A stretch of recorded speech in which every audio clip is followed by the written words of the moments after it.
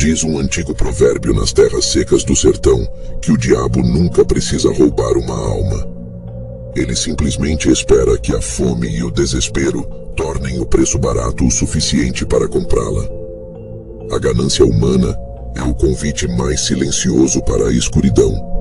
Quando o estômago ronca e o suor não é suficiente para regar a terra morta, a moralidade se torna um luxo que poucos podem pagar. Foi exatamente nessa armadilha invisível que uma família humilde caiu. O vento quente da meia-noite soprava carregando um cheiro de terra podre e promessas malditas. Tiago, um homem de 45 anos, com a pele curtida pelo sol implacável, estava paralisado na sala de sua pequena casa de taipa.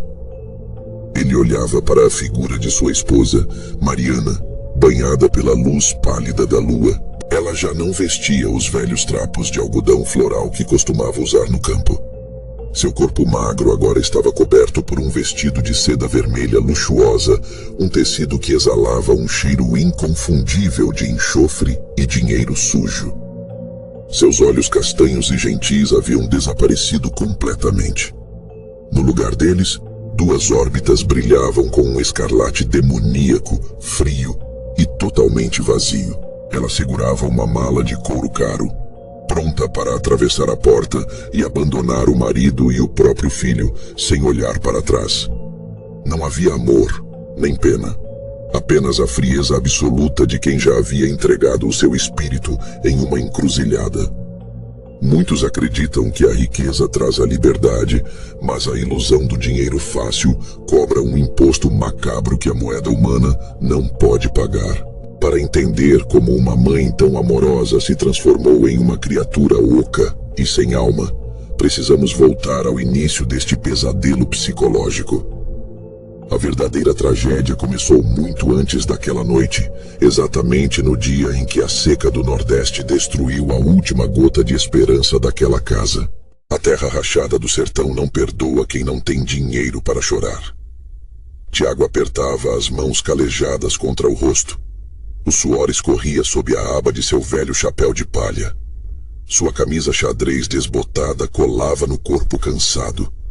Os olhos dele, marcados por rugas profundas de preocupação, observavam a plantação morta. O sol impiedoso havia queimado a última colheita. A única fonte de sustento daquela família havia virado poeira. Dentro da humilde casa de taipa, a situação era ainda mais desoladora. Mariana caminhava lentamente pela cozinha vazia. Ela usava um velho vestido de algodão floral que já havia perdido a cor. Sua pele estava pálida e sem vida. Os cabelos negros, longos e ondulados, caíam sobre os ombros cansados. Ela tentava raspar o fundo de uma panela de ferro para alimentar seu filho. Lucas era um garoto de 15 anos, muito magro e frágil. Ele vestia uma camiseta manchada de lama seca. Seus cabelos cacheados e desgrenhados moldavam um rosto assustado. O menino olhava para os pais com olhos grandes, repletos de um medo silencioso. A fome havia se tornado o morador mais cruel daquela casa. O amor profundo que sempre uniu a família estava sendo esmagado pelo peso insuportável da miséria. A pobreza extrema tem o terrível poder de distorcer a mente humana. O desespero transforma pessoas honestas em presas fáceis para oportunidades sombrias. Foi exatamente nesse cenário de absoluta vulnerabilidade que o mal encontrou uma brecha. Dona Lourdes apareceu na porta da casa naquela mesma tarde quente. Ela era uma mulher mais velha, corpulenta e que sempre vestia um avental branco impecável. Dona Lourdes era a proprietária do único restaurante da vila vizinha. Seus olhos afiados e calculistas varreram a miséria do lugar com um ar de falsa compaixão. Ela ofereceu a Mariana uma vaga de trabalho noturno no restaurante. O pagamento prometido era alto demais para as tarefas simples que foram descritas. Tiago hesitou por um momento, sentindo um aperto frio no estômago. Porém, a visão do prato vazio de seu filho calou qualquer intuição paterna. Eles aceitaram a oferta imediatamente, acreditando cegamente que aquele dinheiro seria a salvação de suas vidas. A maior ilusão da humanidade é acreditar que o universo oferece atalhos sem exigir nada em troca. As bênçãos que chegam fáceis demais costumam cobrar os juros mais sangrentos. Mariana se despediu do marido e caminhou em direção à vila, sem imaginar que o seu verdadeiro patrão não seria Dona Lourdes. O caminho até a vila parecia mais longo e escuro do que Mariana se lembrava. A poeira fina do sertão grudava em seu vestido floral, enquanto um frio anormal cortava a noite quente. Ao chegar ao restaurante de Dona Lourdes, não havia clientes, nem cheiro de comida caseira. A velha senhora de avental branco a aguardava com um sorriso que não alcançava os olhos. Dona Lourdes guiou Mariana até os fundos do estabelecimento, onde uma porta de madeira apodrecida escondia um porão mergulhado em sombras. O cheiro de mofo se misturava a um forte odor de enxofre e terra queimada. No centro do cômodo, uma figura imponente a aguardava no escuro. Era um homem excepcionalmente alto, vestido com as roupas escuras e pesadas de um antigo coronel do Nordeste. Seu rosto estava oculto pelas sombras da aba larga de seu chapéu de couro. Apenas um sorriso sádico e distorcido brilhava na penumbra, acompanhado por 2 olhos que ardiam como brasas vivas. O diabo não precisou usar força bruta ou feitiços complexos para dobrar a vontade da pobre mulher. Ele simplesmente sussurrou promessas de carne fresca, ouro farto e o fim absoluto do choro de Lucas.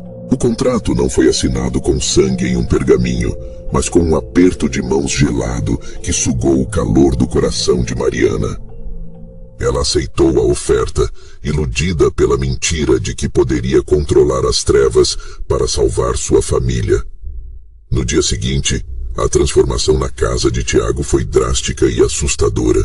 Mariana retornou com sacolas cheias de comida cara, maços de reais e presentes que eles nunca poderiam comprar. O alívio inicial da família mascarou a essência corrupta daquela riqueza repentina. A verdadeira tragédia do pacto demoníaco é que ele anestesia a consciência antes de devorar a alma por completo. A mulher começou a trocar seus trapos velhos por roupas luxuosas de seda, afastando-se do calor familiar para se afogar em uma vaidade egoísta. O dinheiro sujo calou a fome do estômago, mas abriu um abismo negro na espiritualidade daquela casa. Tiago percebeu rapidamente que a fartura na mesa tinha o gosto amargo de um veneno que estava apenas começando a fazer o seu efeito fatal. O dinheiro abundante comprou móveis novos e comida farta, mas expulsou a paz daquela casa de taipa. As noites no sertão deixaram de ser quentes para se tornarem assustadoramente geladas e pesadas. Tiago acordava tremendo, sentindo um cheiro pútrido de enxofre que empesteava o ar do quarto. Ao abrir os olhos marcados pela exaustão, ele via o espaço vazio na cama. Sua esposa, que antes exalava o calor materno, agora vagava pelas madrugadas como um cadáver ambulante.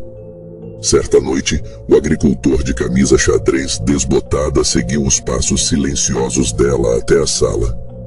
Mariana estava de pé, rígida como uma estátua de gelo, encarando o vazio da escuridão. Ela vestia o seu luxuoso vestido de seda vermelha, que contrastava bizarramente com a pobreza das paredes de barro.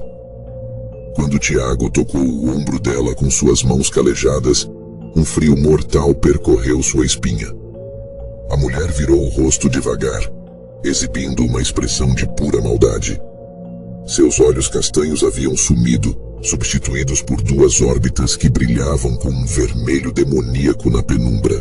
"Não me toque, seu verme miserável", rosnou ela com uma voz gutural que soava como várias vozes arranhando a garganta ao mesmo tempo. O demônio já não se escondia nas sombras. Ele habitava o corpo daquela mãe de família. A crueldade de Mariana aumentou a cada amanhecer, humilhando o marido e ignorando completamente as lágrimas de Lucas. O garoto de camiseta manchada de lama Abraçava os próprios joelhos no canto do quarto, com seus grandes olhos assustados transbordando pânico sob os cabelos cacheados. A ilusão do pacto é acreditar que você pode usar o mal a seu favor, quando na verdade é o mal que está usando você como hospedeiro. O ápice do desespero ocorreu quando Tiago retornou do campo e encontrou Mariana segurando sua cara mala de couro. Ela declarou com uma frieza cortante que estava indo embora para sempre com um homem muito mais poderoso.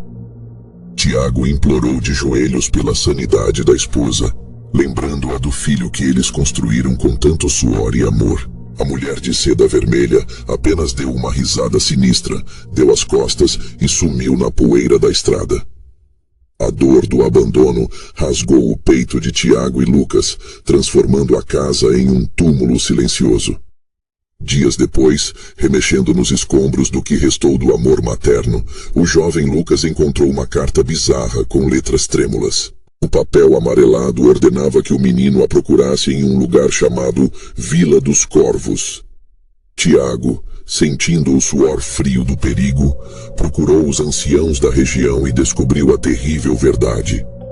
Vila dos Corvos não era um lugar no mapa, mas uma lenda urbana macabra do Nordeste sobre uma cidade fantasma que só aparecia nas madrugadas para engolir os amaldiçoados. O pai proibiu o filho de procurar a mãe, sabendo que as forças das trevas estavam armando uma armadilha fatal.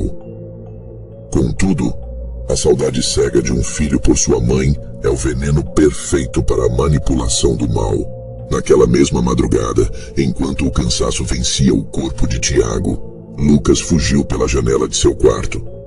O garoto de camiseta manchada de lama caminhou quilômetros pela terra rachada do sertão, guiado apenas pela luz fraca de uma lanterna. A cada passo, o ar se tornava mais denso, e um frio cadavérico substituía o calor habitual da região. Após horas de uma caminhada angustiante, a silhueta de um portão de ferro enferrujado surgiu em meio à névoa espessa. Ele havia encontrado a Vila dos Corvos, a cidade fantasma que exalava o cheiro de morte e arrependimento. As ruas de terra estavam desertas, e as casas em ruínas pareciam observar o garoto com olhos invisíveis.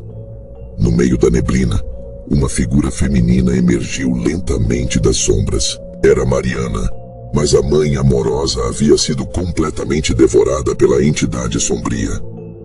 O vestido de seda vermelha esvoaçava sem vento, enquanto seus olhos brilhavam com um escarlate demoníaco insuportável.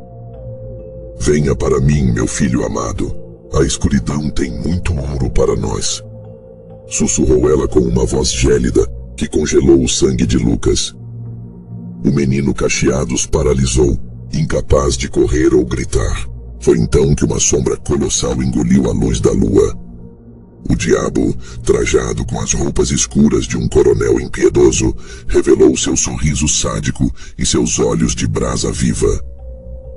O pacto exige juros, e a sua alma jovem é a moeda de troca perfeita. Estrondou a voz do demônio, ecoando como trovões subterrâneos. Figuras espectrais rastejaram do chão, cercando o garoto aterrorizado.